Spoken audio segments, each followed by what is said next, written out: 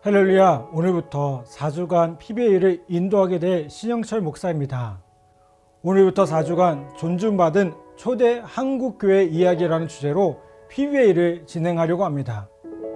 제가 올해 교회 안에서 속회교육을 맡아 교육을 하면서 한 가지 느낀 점이 있었습니다. 올해 속회공과 주제가 한국교회사 속의 예수 그리스도이기에 초대 한국교회 이야기가 속회공과에 많이 나옵니다. 그리고 이런 이야기를 하면서 단순히 하나의 일화로 끝나는 것이 아니라 한국교회 신앙의 선배들의 멋진 이야기들을 소개하고 전체적인 흐름을 살펴보므로 속회에서뿐만 아니라 요즘 한국교회가 회복할 것이 무엇인지를 생각하면 좋겠다는 생각을 하게 되었습니다. 또한 올해는 공식적으로 한국 선교가 시작된 지 140주년이 되는 해이기도 하여 더욱 그 의미가 있지 않을까 생각됩니다. 하지만 4주라는 짧은 시간에 초대 한국교회사 전체를 강의하는 것은 시간적으로도 제한되는 부분이 많이 있습니다. 그렇기 때문에 이번 PBA에서는 구한말 복음이 들어오는 과정부터 시작해 일제강점기 한국교회와 성도들의 이야기까지를 중점으로 강의를 해보려고 합니다.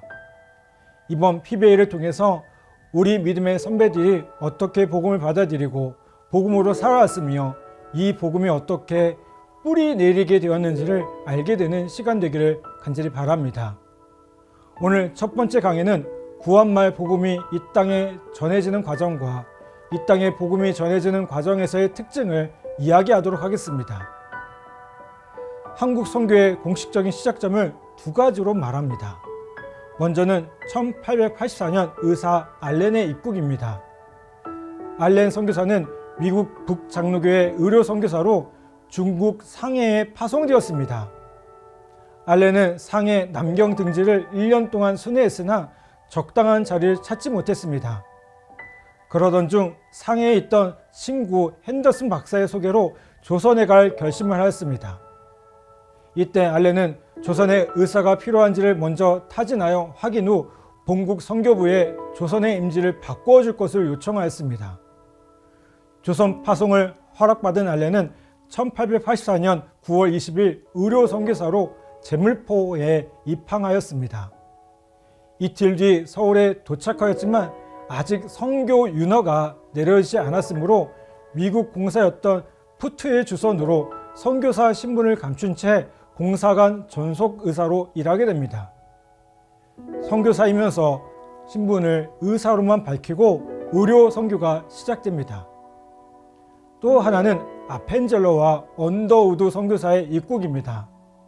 1885년 4월 5일 부활주일에 미국 북감리회 선교사인 아펜젤러와 미국 장로교 선교사였던 언더우드는 제모프항을 통해서 입국해 선교 활동을 시작합니다. 알렌 선교사는 목사가 아닌 의료 선교사로 입국했지만 아펜젤러와 언더우드 선교사는 정식 목사이자 선교사로 들어오게 됩니다. 따라서 학자의 견해에 따라 조선 선교의 시작을 알렌 선교사로 보거나 아니면 아펜젤러와 언더우드 선교사로 보기도 합니다. 그러나 조선 선교사들이 들어오기 전부터 여러 모습으로 복음을 접하였습니다. 유럽에서 온 선교사들이 일시적으로 방문하면서 성경을 전해주었고 미국 선교사들이 입국하기 전부터 국내에도 일본과 만주에서 사역하던 선교사들을 통해서 복음을 받아들인 소수의 성도들이 있었습니다. 선교사들이 직접 국내에 들어올 수 있는 입장이 아니었기 때문에 중국이나 일본에서 조선인들을 만나서 접촉하고 이들에게 복음을 전파했습니다.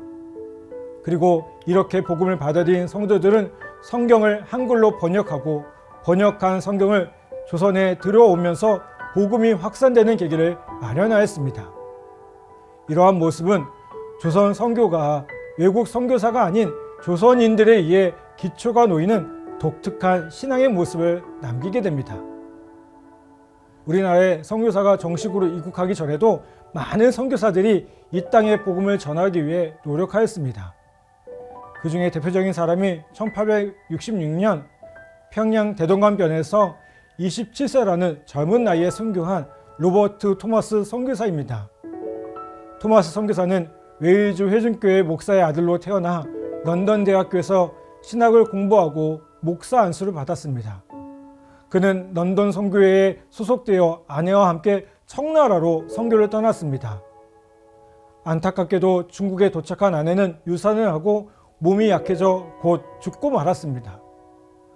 엎친 데 덮친 격으로 토마스 선교사는 상하이 주재 런던 선교회 책임자와도 사이가 좋지 못해 런던 선교회를 사직합니다.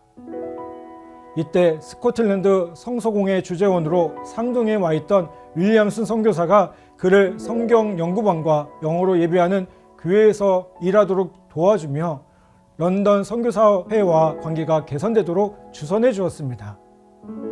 토마스 선교사는 윌리엄슨 선교회사가 들려준 조선 사람과 조선의 상황을 듣고 조선 선교에 관심을 갖게 되었고 일단 조선을 방문해 봐야겠다고 생각했습니다. 그는 중국인에게 부탁해 배를 타고 윌리엄슨 선교사에게 얻은 한문 성경을 가지고 1865년 8월 황해도 자라리에 도착했습니다. 그곳에서 2달 정도 머물며 조선 사람들에게 복음서를 나눠주고 그들에게서 한국어를 배우게 됩니다. 그러나 1866년 조선에는 대원군이 천주교인 대상으로 일으킨 병인 박해로 천주교인 8,000명이 죽임을 당하게 되고 이 무렵 조선의 분위기는 살벌해집니다. 토마스 선교사의 마음은 조선 땅에 있었기 때문에 마침 미국 상선 제너럴 셔먼호가 조선으로 가게 되어 토마스 선교사에게 통역과 안내를 부탁받게 되고 흔쾌히 수락하게 됩니다. 우여곡절 끝에 토마스 선교사는 한문 성경을 가득 싣고 제너럴 셔먼호에 오르게 됩니다.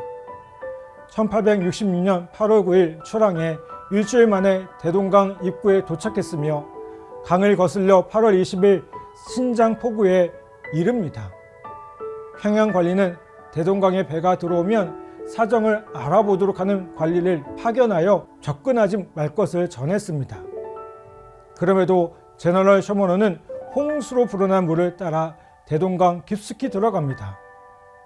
토마스 선교사는 관리에게 현재 천주교 박해 사정에 대해 묻고 자신은 천주교와 달리 개신교 선교사라고 소개했습니다. 방문 목적은 첫째 선교이고 둘째 무역이며 셋째 관광이라고 했습니다.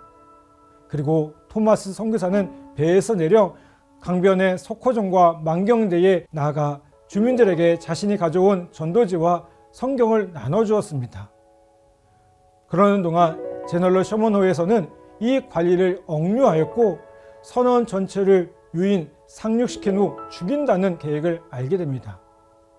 그동안 토마스 선교사는 평양을 책임지던 박 교수를 만나 설득하려고 했지만 병인 양요로 외국인에 대한 마음이 좁아졌기에 그것은 불가능했습니다. 제너럴 셔먼호가 썰물로 강물이 줄어들자 모래톱에 걸려 꼼짝도 할 수 없게 됩니다. 조선의 병사들은 돌멩이와 불화살, 화승총으로 공격하여 제너럴 셔먼호를 침몰시켜 버렸습니다. 토마스 선교사는 9월 5일 양각도 옆 쑥섬에서 참수당합니다. 27세의 어린 나이로 한반도에서 순교한 첫 개신교 선교사가 되었습니다. 목을 벤 조선 병사는 박춘권으로 보입니다. 그는 배에 잡혔던 관리를 구출한 용감한 병사였습니다. 토마스 선교사는 자신이 죽기 전에 가지고 있던 성경책을 박춘권에게 주었다고 전해집니다.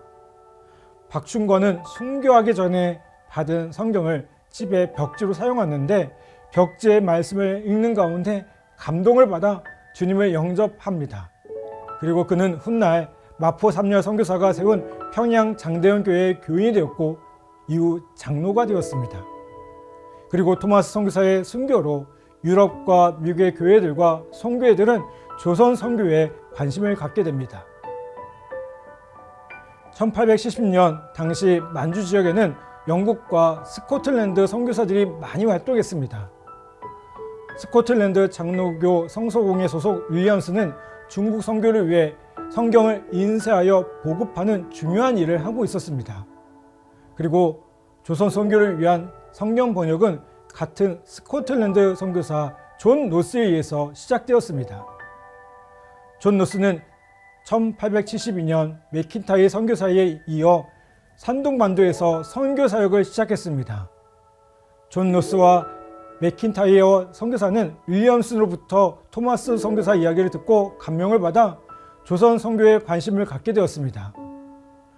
로스는 1874년 10월 조선 사람을 만나기 위해 만주 고려문을 찾았습니다.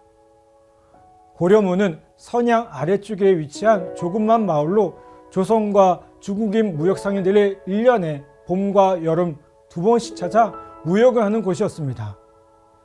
로스는 물건을 사고 팔기 위해 오는 조선 무역 상인들에게 한문 성경을 팔며 전도했지만 별 성과가 없었습니다. 그는 거기서 50대의 한 남자를 만나게 되는데 그에게 한글을 배우다가 한문 성경을 건네주게 됩니다. 로스는 조선어를 배우기 위해 조선인 이응찬을 만납니다. 그는 인삼 장사를 하는 의주 출신 상인인데 사업의 실패에 시리에 빠져 있었습니다. 그는 돈도 벌고 서구의 앞선 학문도 배울 욕심으로 선교사의 요청을 받아들여 한글을 가르쳐 주었습니다. 열심히 한글을 공부한 로스는 1877년 한국어 첫걸음이라는 한글 입문책까지 만들게 됩니다. 한글 실력을 닦은 로스는 1878년 봄까지 한글 요한복음과 누가복음 초월 번역을 시도했습니다. 그의 로스 선교사는 안식년으로 본국에 가서 성경 인쇄 비용을 모금했고 번역 일은 맥킨타이어 선교사가 계속했습니다. 3년 전 로스가 한 상인을 만나 한글을 배우고 한문 성경을 준 적이 있는데 그의 아들 백궁전이 한문 성경을 읽고 기독교로 개종하고 압록강을 넘어와 세례를 받았습니다. 이응창도 작을 받아 세례를 받았는데 같은 해 두 사람을 합쳐 모두 4명의 개신교 세례교인이 생겼습니다. 이 4명의 조선 세례교인도 성경 번역에 동참했습니다. 그러나 모두 평안도 의주 출신이었습니다. 그렇다 보니 번역된 성경은 평안도 사투리로 가득 차게 됩니다. 마침내 1879년 사복음서가 한글로 초월 번역되게 됩니다. 이후 홍삼 무역업자 서상윤과 서경조도 1881년 세례를 받고 로스의 성경 번역에 동참합니다. 1882년 가을 선양 문광서원에서 누가복음인 예수선교 누가복음 전서와 요한복음인 예수선교 요한복음 전서가 출판되었습니다. 이후 성경이 개정되어 평안도 사투리에서 서울말로 다시 바뀌고 그리고 1887년에는 예수선교 전서라는 신약 성경 전부가 출판되었습니다. 비슷한 시기에 일본 유학생이었던 이수정은 한문 성경을 한글 성경으로 번역하게 됩니다. 그리고 이수정의 번역본 성경은 언더우드와 아펜젤러 선교사가 한반도에 들어올 때 들고 들어오게 됩니다. 이수정은 일본에서 활동하던 미국 선교사들에게 편지를 썼습니다. 이 편지가 미국 선교 잡지에 소개되고 이 편지로 이수정은 조선의 마게도니아인이라는 별명이 붙게 되었으며 1년 뒤 언더우드가 조선 선교를 결심하는 계기가 되었습니다. 서구 선교사들의 조선 선교는 먼저 선교가 진행되었던 중국을 통해서 시도되었습니다. 여러 선교사들에 의해 선교가 시도되었지만 조선 땅에 복음이 처음 전파되고 교회가 설립된 것은 외국 선교사들에 의해서가 아니라 중국을 왕래하던 조선 본토인들에 의해서였습니다. 중국 땅에서 주님을 영접한 조선 상인들이 자신들의 고향에 들어와 복음을 전함으로써 선교가 시작되었습니다. 1880년대에 이응찬, 백홍준, 김진기, 서상윤 등 조선 기독교인들이 복음을 들고 중국을 떠나 압록강을 건넜을 때 이 땅의 복음은 심겨지기 시작된 것입니다. 이러한 모습은 세계 어느 나라에서도 찾아보기 어려운 희귀한 현상입니다. 성경 번역에 있어서 주목할 것은 만주와 일본에서 번역된 우리말 성경이 비록 교회에서 사용되는 번역 성경의 모체가 되지는 못했지만 이 번역 성경을 통해 첫 성도들이 처음부터 성경 말씀을 접할 수 있었습니다. 그리고 일본을 거쳐 조선을 찾은 언더우드와 아페젤러 등 초기 선교사들은 이수정이 한글로 번역한 성경을 들고 입국할 수 있었습니다.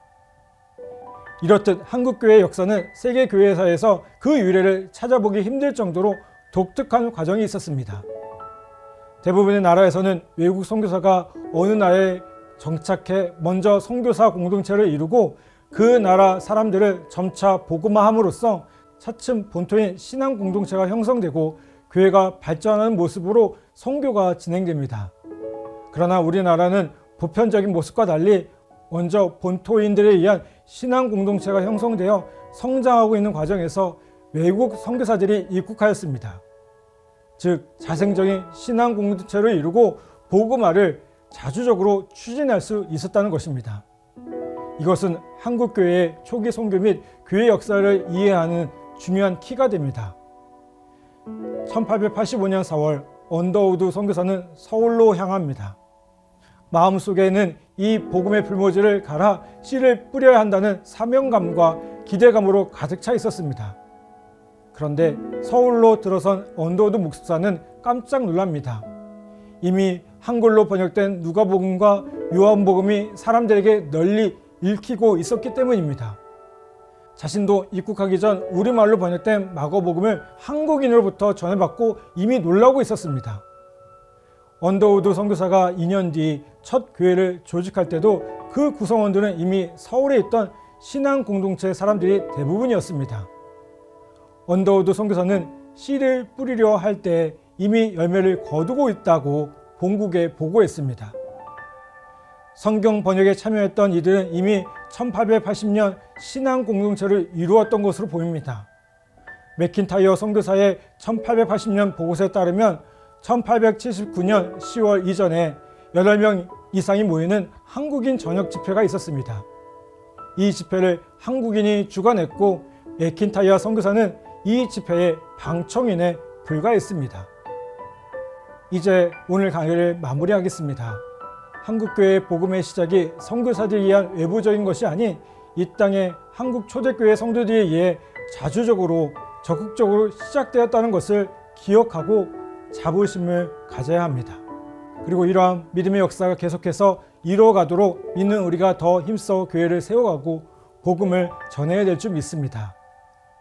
다음 주에는 선교 초기 한국교회 선교사들에 대해서 알아보는 시간을 갖도록 하겠습니다. 제가 마무리 기도하겠습니다.